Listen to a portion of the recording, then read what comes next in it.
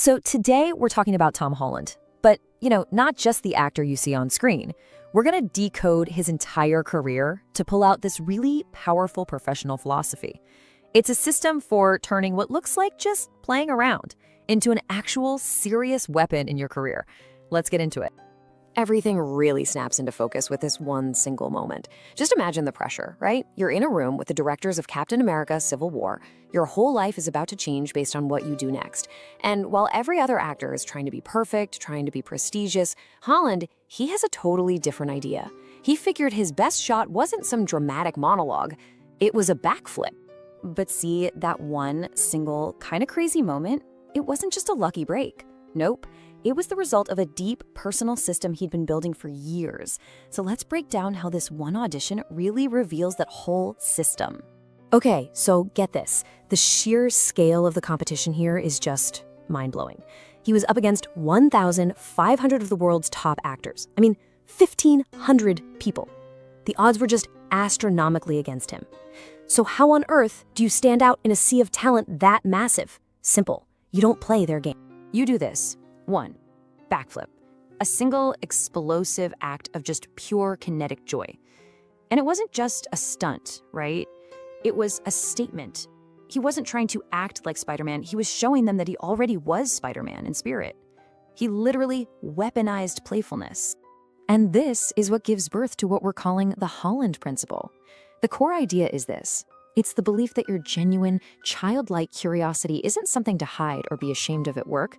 It's actually your most lethal professional weapon. But this idea, it wasn't born in that audition room. It was forged years and years earlier. To really get this principle, we've got to go back to the playgrounds and the dance studios of his childhood, because that's where this entire philosophy was hammered into shape through a whole lot of conflict and isolation. As a kid, he was living this strange double life. In a theater, surrounded by rhythm and discipline, he was an insider. That's where he felt at home. But back at school, on the playground, he was a total outsider. He faced this, well, it's been documented as a siege of bullying, all because he loved ballet and hip-hop. Now this is where the first huge mindset shift happens. He could have just quit. But instead, he has this incredible realization. He sees that the shame his classmates were trying to dump on him, it wasn't about him at all. It was just a mask for their own lack of discipline. And just like that, he reframes all that negative judgment into his own internal fire. Just look at the timeline. At 9, he starts dancing, and boom, that social siege begins. Then for 2 straight years, he goes through what's called hidden training for the musical Billy Elliot. And this was not glamorous, okay? It was a soul-crushing grind of just mechanical rigor, hours and hours of practice with zero recognition, all before he ever even stepped on a stage. And out of that fire, out of all that lonely, relentless work, came this core belief: physical sovereignty. It's the idea that, hey, a job can come and go, a role is temporary, but total mastery over your own body, your own movement, that's permanent, that's a source of truth and authority that nobody can ever take from you. Okay, so let's see how this core belief evolves into a real, concrete, working philosophy. Because those early struggles, they didn't just make him tough, they made him incredibly strategic. He developed a whole mindset to handle the crazy pressure of performing. He calls it the mirror mentality. And the idea is to just stop worrying about how you look to other people. Stop performing for their approval. Instead, you become obsessed, totally obsessed, with mastering the internal logic of the action itself. The focus shifts completely from vanity to pure mechanics. It's not, do I look cool right now? It's, is this movement, this action, fundamentally true to what's happened? His whole philosophy really boils down to this simple 2-step process. First, you master the move. You put in the hours, you do the reps, you achieve that technical perfection through all that brutal mechanical rigor. But then, and this is the absolute key, you find the fun. You discover the joy and the playfulness that can only exist after you've achieved total mastery. And this rule is held up by 3 core beliefs. First, radical engagement, staying so deep inside the action that the character just becomes undeniable. Second, physical authenticity, this idea that your body has to tell a true story. The work is only as good as its physical honesty. And finally, treating the set as a laboratory for joy, a place to experiment and play, not just a place to punch a clock. They all feed into each other, creating this really powerful loop. All right, so a philosophy is great, but it's totally useless without action, right? So let's shift from the mindset to the actual tangible daily habits he uses to put all this into practice. This is the mastery system. So the whole system is called systematic play. And what's so cool about this is how it totally reframes problem solving. It's about using that playful curiosity to tackle really high-stakes challenges.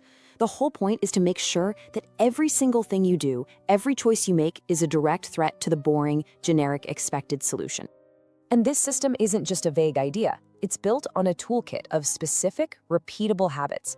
We're going to look at skill stacking, the physicality audit, mirror correction, and what's called the stuntman model. These are the concrete tools he uses to make his philosophy real. Let's start with skill stacking, because it's just brilliant. The process is so simple. First, you learn a new physical skill that has nothing to do with your main job, say golf or parkour. Second, this forces your body and mind to adapt, to literally build new pathways for agility. And finally, you let that new skill seep back into your main craft, informing it and making it deeper in ways you never expected. It keeps his physical toolkit totally fresh. And you can see here how his habits connect directly to his goals. The physicality audit, for instance, is a constant self-check to make sure his walk, his posture always project that sovereignty we talked about. This probably involves what he calls mirror correction, using a mirror not for vanity, but as a technical tool to make sure every movement is precise. And then there's the stuntman model, his rule about doing his own stunts.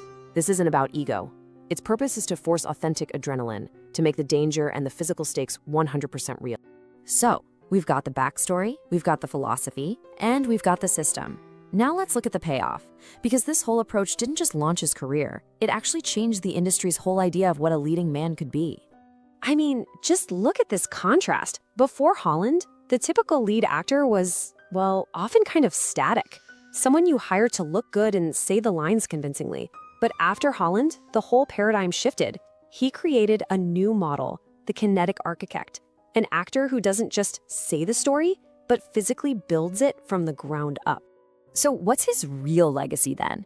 It's the complete and utter destruction of the myth that serious work has to be joyless and unfun. He proved beyond a shadow of a doubt that the most disciplined, most effective work can come from a place of pure joy and rigorous play. And what he ultimately showed us is that turning playfulness into mastery isn't some fluffy feel-good mantra. It is a structural weapon.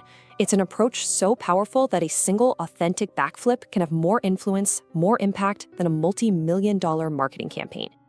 And that's exactly where his story becomes our story. This was never just about a famous actor. It's about a principle that you can actually use. So let's pivot and figure out how you can apply this in your own life. So I want you to really think about this for a second. What is your backflip? What's that unique, authentic skill, the thing that comes from a place of genuine joy and curiosity that you can use to just cut through all the noise in your own professional life? Because really, you have a choice. You can be a victim of the grind, just slogging through tasks, always looking for approval from other people. Or you can become a master of the game. You can approach your work by playing your way toward mastery, by seeking skills instead of just applause. It's a fundamental shift in how you see everything. Here's a super simple 3-step process you can try this week. First, identify a serious task, something on your to-do list that you absolutely dread. Second, consciously commit to the play. Ask yourself, okay, how can I attack this with deep, systematic curiosity? And third, just let that joyful engagement lead you to a breakthrough, to unlock a whole new level of mastery. Because at the end of the day, that's the big takeaway, isn't it? This isn't about being silly. It's about understanding that the truth is in the movement, in the action, in the doing. And your authentic, disciplined playfulness, it isn't a weakness you need to hide. It is the very code for your greatness.